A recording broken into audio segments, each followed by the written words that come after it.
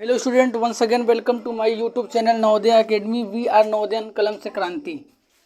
आइए एक्सरसाइज 1.2 के question number 5 को डिस्कस करते हैं। इस क्वेश्चन में हमें यह प्रूव करना है कि 6 के पावर n ये नंबर है और ये बताना है कि हमें जांच करना है, इसको वेरीफाई करना है कि ये नंबर 0 पे इंड होगा कि नहीं। यदि 0 पे इंड होगा तो क्यों, यदि नहीं होगा तो क्यों। आइए इस क्वेश्चन को सॉल्व करने से पहले हम बेसिक फंडामेंटल को समझने का प्रयास करते हैं। कोई नंबर 0 पे इंड कब होता है? जब उस नंबर के फैक्टर में एटलीस्ट 1 2 और 1 5 हो, अर्थात उस संख्या का जब हम फैक्टर करें प्राइम फैक्टर के रूप में उसको हम एक्सप्रेस करें, व्यक्त करें, तो उसमें एक कम से कम 2 आना चाहिए और कम से कम एक 5 आना ही आना चाहिए। यदि इस क्वेश्चन का जो हमारा नंबर दिया हुआ है, यहाँ पे 6 दिया हुआ है बेस में, उसका फैक्टर करेंगे, यदि उसमें 2 और 5 ये दोनों नंबर आ जाते हैं तो हम बोल सकते हैं कि जो मेरा नंबर है 6 के पावर n ये 0 पे इंड होगा। यदि नहीं आएगा तो नहीं होगा। चलिए आइए देखते हैं फैक्टर करके। 6 का फैक्टर करेंगे तो क्या हो जाएगा? 6 2 से कट होगा 3 बार में, 3 से कट होगा 1 बार में, अर्थात 6 के पावर n को हम कैसे लिख सकते हैं?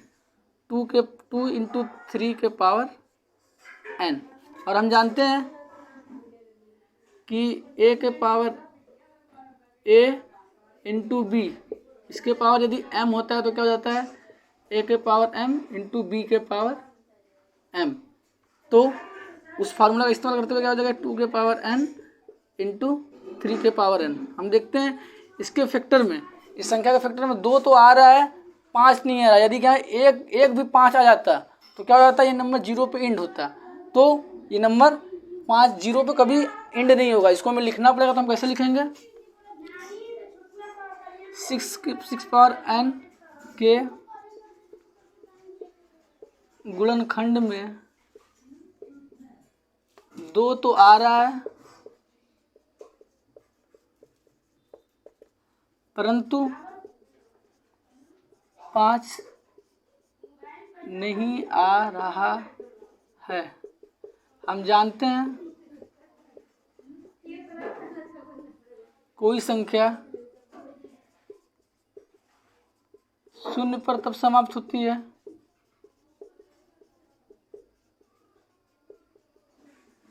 जब उसके गुणनखंड में कम से कम 1 2 और 1 5 अवश्य हो।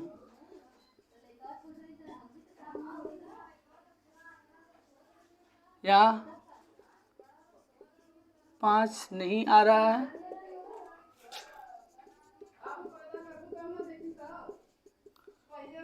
अतः 6 के पावर n शून्य पर समाप्त नहीं होगा। आप इसको राइट डाउन कर लीजिए अच्छे तरीके से।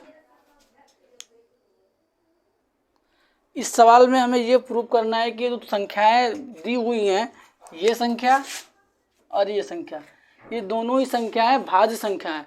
और भाज्य संख्या है तो इसको हमें एक्सप्लेन करना है, इसकी व्याख्या करनी है कि ये भाज्य संख्या क्यों है। पहले मैं आपको बताना चाहूँगा कि भाज्य संख्या होती क्या है। इसको मैं प्रीवियस वीडियो में डिस्कस किया हूँ, बट आपको रिकॉल करने के लिए इसको मैं एक बार फिर से रिपीट कर देता हूँ। भाज्य संख्या क्या होती है? वे संख्या जिनके 2 से अधिक गुणनखंड होते हैं वे संख्याएं भाज्य संख्याएं होती हैं। अर्थात ये दो संख्याएं हमारी जो दी हुई हैं, एक संख्या ये और एक संख्या ये, यदि किसी तरीके से हम प्रूव कर दें कि इसका जो फैक्टर 2 से अधिक अर्थात 3 या 3 से अधिक हम दिखा दें कि इसके फैक्टर हैं, इसके गुणनखंड है, तो आसानी से हम बोल सकते हैं कि दोनों संख्याएं हमारी क्या हो जाएंगी? आसानी तरीके से भाज्य संख्या होंगी। देखिए इसको दिखाने के लिए क्या करेंगे, नंबर को हम लिख देते हैं। यहाँ पे ये नंबर लिखते हैं। देखिए दोनों नंबर में मेरा यहाँ पे क्या हो रहा है? 13 कॉमन आ रहा है, तो देखिए प्लस लगा हुआ है बीच में साइन, तो यहाँ से 13 बाहर ले लेंगे। जब 13 बाहर लेंगे तो क्या बचा? 7 इंटू 11, 13 बाहर आ गया तो 1 लिखेंगे या नहीं लिखेंगे कोई दिक्कत होता नहीं, क्योंकि 1 से किसी भी नंबर में मल्टीप्लाई करेंगे तो वही नंबर आता है। इसलिए इसको 7 इंटू 11 लिख देते हैं। 13 बाहर से लगा तो +1 हो गया। अब 7 में 11 का मल्टीप्लाई करेंगे तो 77 + 1 हो जाएगा। 77 + 1 कितना होता है? 78। ये नंबर आ गया। अब देखिए यदि हम किसी तरीके से दिखा दें जो नंबर का, ये इसको हम यदि सिंपलेस्ट फॉर्म में लिखेंगे तो इस तरीके से लिख सकते हैं। अब इसके फैक्टर यदि हम दिखा दें किसी भी तरीके से कि 2 से अधिक फैक्टर हैं तो हम आसानी तरीके से बोल सकते हैं गिवन नंबर क्या हो जाएगा? भाज्य संख्या अर्थात कंपोजिट नंबर हो जाएगा। अब देखिए कोई भी नंबर हमेशा 1 से डिविजिबल होता है, तो ये नंबर 1 से डिविजिबल है। अब देखिए इस नंबर के लास्ट में क्या हो रहा है, यहाँ पे ये 78 आ रहा है, 78 भी इस नंबर में, 78 2 से डिविजिबल है तो पूरी नंबर भी 2 से डिविजिबल होगा, 2 भी इसका एक फैक्टर हो गया। 13 से देखिए कटता है, 13 5 से 50, 13 6 78, तो 13 भी इसका एक फैक्टर हो गया, 78 भी हो गया एक फैक्टर इसका, ठीक है। अब देखिए 8 7 15 भी हो रहा है, 15 अर्थात 15 3 से कटता है तो इसका एक फैक्टर 3 भी हो जाएगा, एक फैक्टर 3 हो गया। तो अब देखिए ये 2 से भी कट रहा है, 3 से भी कट रहा है, अच्छा ऐसे आप बहुत सारे फैक्टर लिख सकते हैं, बट हमारी मिनिमम क्राइटेरिया क्या है, हम किसी तरीके से 2 से अधिक फैक्टर दिखा दें, इसलिए मैं इन फैक्टर को यहाँ पे नहीं लिखा हूँ। आप देख लीजिए यहाँ पे ये मैं 4 फैक्टर लिखा हूँ, बस इतना से मेरी कंडीशन फुलफिल हो पा रही है। सिमिलरली इस नंबर पे जब आएंगे तो यहाँ देखते हैं पूरे नंबर में एक देखिए मेरा पार्ट ये वाला नंबर का है, एक ये पार्ट है, तो यहाँ से हम 5 कॉमन ले लेंगे। जब 5 कॉमन लेते तो क्या बचेगा, 7 × 6, 5 इधर हट गया तो 1 4 3 2, ये 5 1 हो गया। अब एक गुणा करते हैं, 7 6 42, 42 लिख दिए, इसको गुणा कर देते हैं, 4 3 12, 12 दूनी 24 +1, इन दोनों को मल्टीप्लाई करेंगे तो कितना आ जाएगा 1008, और 1 ऐड कर देंगे 1009 आ गया। अब इसके फैक्टर की बात करते हैं तो एक फैक्टर इसका 1 है, किसी भी नंबर का फैक्टर 1 होता है, एक फैक्टर 1009 है, एक फैक्टर 5 है, और ज़्यादा फैक्टर लिखने की जरूरत नहीं है। यहाँ 3 फैक्टर हम दिखा दिए, अर्थात इस संख्या के भी 2 से अधिक फैक्टर हैं, अर्थात दोनों संख्याएं हमारी क्या हो गई, भाज्य संख्या, क्योंकि दोनों संख्याओं का हम प्रूव कर दिए कि फैक्टर 2 से अधिक। इसको लिखेंगे कैसे, इसकी व्याख्या कैसे करेंगे, भाज्य संख्या वे संख्याएं होती हैं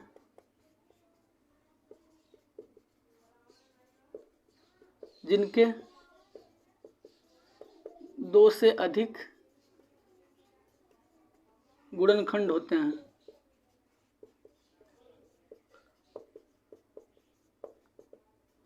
यदि किसी तरह से हम यह सिद्ध कर दें कि दी हुई संख्याओं के 2 से अधिक गुणनखंड हैं तो वह भाज्य संख्या हो, मैं यहाँ स्पेस नहीं यहाँ लिखता हूँ, जाएगी। यहाँ हम पाते हैं कि दोनों संख्याओं के 2 से अधिक गुणनखंड है।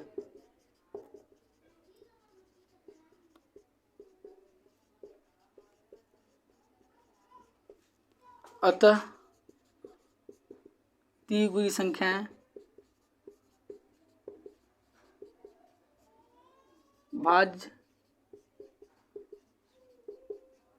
संख्याएं हैं। इस तरीके से हमारा ये क्वेश्चन कंप्लीट होता है। आप इसको राइट डाउन कर लीजिए। देखिए इस क्वेश्चन में हमें क्या दिया हुआ है कि एक वृत्ताकार पथ है जिस पर सोनिया नाम की एक लड़की है और इसी मैदान में चक्कर, और रवि नाम का एक लड़का है, दोनों लोग चक्कर लगा रहे हैं।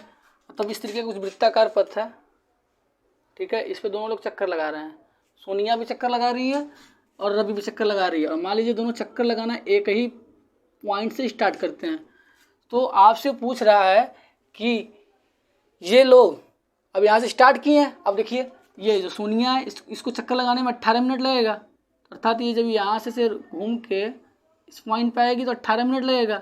रवि 18 मिनट में क्या करेगा, पहले तो 12 मिनट में ही यहाँ पहुँच जाएगा। 12 मिनट में इस पॉइंट पे पहुँचने के बाद क्या करेगा, 6 मिनट में, जब तक ये यहाँ पहुँचेगी सोनिया, तब तक ये 6 मिनट में इतना डिस्टेंस कुछ और ट्रैवल किया रहेगा। तो इस तरीके से पूछ रहा है कि कितने समय के बाद, कितने समय के बाद ये दोनों इस पॉइंट पे फिर से मिलेंगी। तो ऐसे क्वेश्चन में अधिकतर करके हमें या तो एलसीएम निकालना रहता है या तो एचसीएफ निकालना रहता है, बट अधिकतर में डाउट रहता है कि एलसीएम निकालना है कि एचसीएफ निकालना है।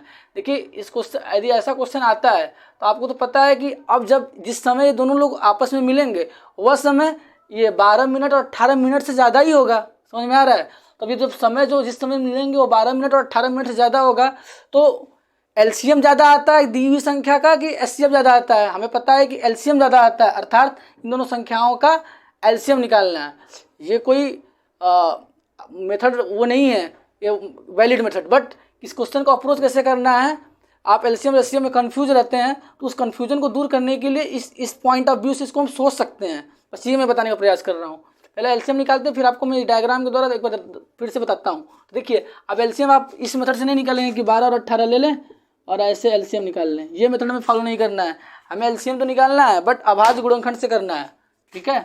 तो अभाज्य गुणनखंड से निकालेंगे तो 12 का फैक्टर क्या हो जाएगा, 2 दूनी 4 3 12, सिमिलरली 18 क्या हो जाएगा, 2 दूनी 4 3 3 9 दूनी 18 होता है, तो 3 3 3 होता है। अब देखिए दोनों में कॉमन लेते हैं, ये इसमें कॉमन आ रहा है, ये इसका इसमें कॉमन आ रहा है, तो लिखेंगे एलसीएम 12 का 18 क्या हो जाएगा, ये 2 इधर से 3, इधर से ये वाला 2, इधर से ये वाला 3, गुणा कर दीजिए, 3 3 का 9 2 दूनी 4, तो क्या होगा 4 गुणित 9 अर्थात 36।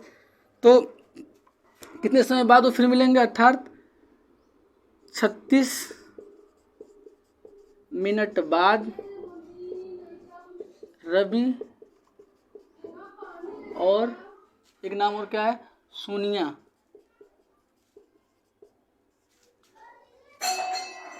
अपने प्रारंभिक बिंदु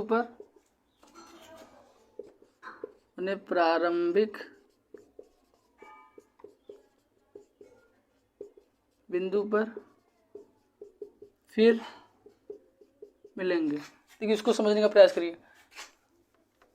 अब देखिए ये सर्किल है, सर्कुलर पाथ पे दोनों लोग मूव कर रहे हैं।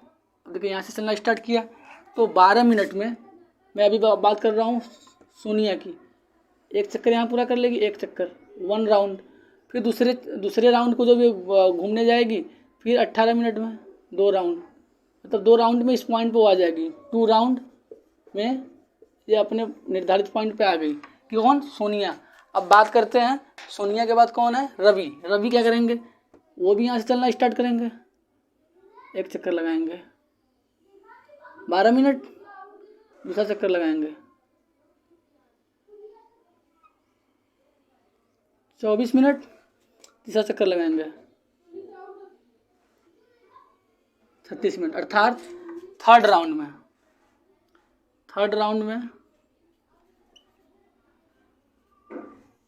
में और ये सेकंड राउंड, अर्थात सोनिया 2 चक्कर लगाएगी और रवि 3 चक्कर लगाएगा, और उसके बाद स्टार्टिंग पॉइंट से, इनिशियल पॉइंट से जहाँ से वो प्रारंभ किए थे वहाँ पे वो मिल जाएंगे। तो हमसे पूछा हुआ है कि कब मिलेंगे, तो कितने मिनट बाद मिलेंगे, 36 मिनट बाद मिलेंगे। अब आप पूछेंगे मिनट क्यों आया है यूनिट, क्योंकि हमें क्वेश्चन में मिनट में ही यूनिट दिया, तो हमारा एलसीएम जो निकालें वो भी मिनट में ही है, इसलिए इन दोनों जो है रवि और सोनिया 36 मिनट बाद फिर इस पॉइंट पे मिलेंगे। ठीक है, आज के वीडियो में हम इतना ही रखते हैं, मिलते हैं एक नए वीडियो में एक नए लेक्चर के साथ। तब तक आप अपने स्वास्थ्य का ध्यान रखिए तथा हमारे चैनल को लाइक, शेयर और सब्सक्राइब करना ना भूलें, और इसे अपने फ्रेंड सर्किल में फॉरवर्ड करिए ताकि हमारी पहुंच अधिक से अधिक विद्यार्थियों तक हो सके। Thank you so much.